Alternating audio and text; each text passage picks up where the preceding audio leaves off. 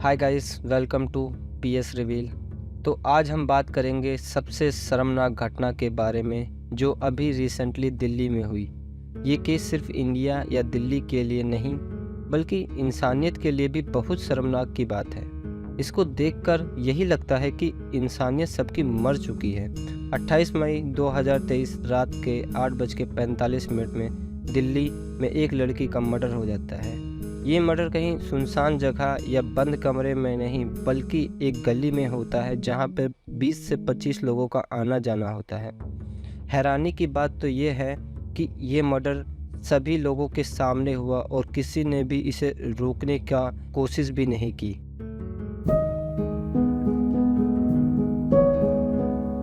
तो शुरू से शुरुआत करते हैं। दिल्ली में रहने वाला मोहम्मद साहिल खान जो 20 साल का है और रिपोर्ट के अकॉर्डिंग साहिल का नेचर आवारा और फ्यूचर की परवाह न करने वाला। छोटी छोटी बातों पर गाली गलौज झगड़ा करना साहिल का स्वभाव था।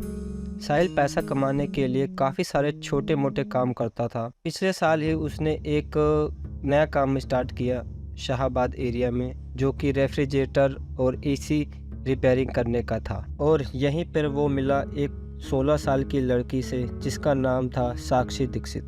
साहिल होम सर्विस के लिए कई बार उसी एरिया में जाया करता था और वो दोनों कभी कभी आपस में मिल जाया करते थे। इसी तरह दोनों में बातचीत स्टार्ट हुई और आईडी एक्सचेंज हुई, फिर कॉन्टैक्ट नंबर एक्सचेंज हुए। धीरे धीरे बात करते करते दोनों को प्यार हो गया।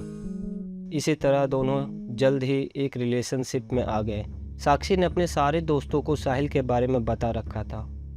साक्षी के दोस्तों के अनुसार वो इस रिलेशनशिप से खुश भी थी। दोनों साथ में घूमने भी जाया करते थे। साक्षी ने अपने घर पर अपने रिलेशंस के बारे में नहीं बता रखा था। इसी तरह कंफर्टेबल होने के बाद साक्षी ने साहिल को अपने एक्स परवीन के बारे में बताया। वो दोनों एक सीरियस रिलेशनशिप में थे। साक्षी के पेरेंट्स ने भी परवीन को देखा था और इवन साक्षी ने परवीन के नाम का टैटू भी अपने हाथ पर बनवा रखा था। लेकिन कुछ अनबन की वजह से साक्षी ने परवीन से ब्रेकअप कर लिया था। ये सब सुनकर साहिल को अजीब तो लगा लेकिन उसने कुछ कहा नहीं। इसके बाद सब ठीक था दोनों के बीच में। लेकिन मई में जब साहिल को पता चला कि साक्षी और परवीन फिर से दोनों कांटेक्ट में आए हैं, जब साहिल ने साक्षी को परवीन के बारे में पूछा तो साक्षी ने बोला कि ऐसा कुछ नहीं है, हम दोनों बस दोस्त हैं। ये बात सुनकर साहिल का रेज बाहर आ गया।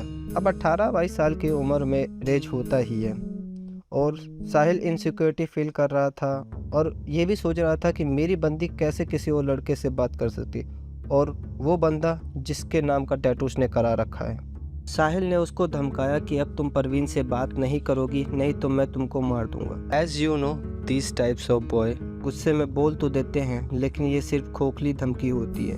लेकिन साहिल के केस में ऐसा नहीं था। साक्षी जानती थी साहिल के पास्ट के बारे में और उसके नेचर के बारे में, इसीलिए वह डर गई और उसने अपने आप को बचाने के लिए साहिल के साथ ब्रेकअप कर लिया और रीज़न में बताया कि उसके अंदर अब उसके लिए कोई फीलिंग्स नहीं है। लेकिन इसके बाद भी उन दोनों में बहुत झगड़ा होता है। अब साक्षी डर जाती है, अब उसे मदद की ज़रूरत होती है। इसीलिए वह अपने दो बेस्ट फ्रेंड से मिलती है, नीतू और आरती, और उनको अपने लड़ाई के बारे में बताती है और उनसे पूछती है कि अब मैं आगे क्या करूं। तभी आरती झबरू के बारे में बताती है और उसे उसके पास ले जाती है। झबरू उस इलाके का पावरफुल पर्सन होता है। झबरू साक्षी से प्रॉमिस करता है कि तुम अब टेंशन मत लो, मैं देख लूँगा। वह साहिल को बुलाता है और उसे धमकाता है कि तुमने अगर उस लड़की से अब कुछ कहा तो मैं तुमको मार दूंगा। साहिल डर जाता है और वो सोचता है कि झबरू उसको मार देगा। अब उसके अंदर मिक्स इमोशन थे, गुस्सा और फेयर का। इसी वजह से वह एक गलत डिसीजन ले लेता है। साक्षी 1 महीने से आरती के घर रह रही थी। इवन उसके घर वालों से भी उसका कोई झगड़ा नहीं था। साहिल से बात किए हुए भी काफ़ी दिन हो गए थे, बट साक्षी को पता नहीं था कि साहिल उसका पीछा कर रहा है। वो कहाँ कहाँ आरती के साथ आती जाती है और उसने उसको मारने का प्लान भी बना रखा था। साहिल को पता था कि आरती और साक्षी शाम को 7 बजे मार्केट में घूमने के लिए निकलती हैं और 9 बजे वापस आ जाती हैं। तो 28 मई को रात को साहिल चाकू लेकर साक्षी का वेट कर रहा था आरती और साक्षी करीब 8:30 बजे वहां आए और उसी रास्ते पे आरती नीतू को लेने के लिए चली गई, बट साक्षी वहीं वेट कर रही थी। लेकिन जैसे ही आरती दूसरे मोड़ पर गई, साहिल ने साक्षी को अपनी ओर खींचा और एक पोल की तरफ ले गया और वो दोनों एक दूसरे पर चिल्लाने लगे।